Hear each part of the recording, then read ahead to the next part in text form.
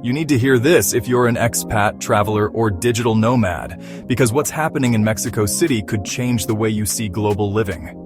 Welcome back to the Global Diplomats channel, where we connect travel enthusiasts, expats, and entrepreneurs in one spot. If you love exploring the world, hit like, subscribe, and share to join the Global Diplomat community. So, you've probably seen the headlines. Anti-American protests shaking up Mexico City, but what's really behind all this tension? Let's zoom out for a second. Anti-American sentiment isn't exactly new in the world of travel.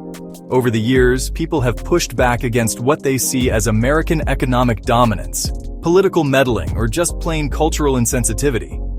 But in 2025, something different is happening in Mexico City. This isn't about tourists being loud or clueless. It's about survival. Since 2005, housing costs in Mexico have shot up nearly 300%, while real wages have actually dropped. Now, after COVID, a flood of remote workers, mostly from the US, have settled in trendy neighborhoods like Roma and Condesa. Rents soar, locals get squeezed out, and the vibe changes overnight. So, when you hear about protests, like the one on July 4th where some demonstrators even targeted foreigners, it's not just about outsiders. It's about a city's identity and people fighting to stay in their own homes.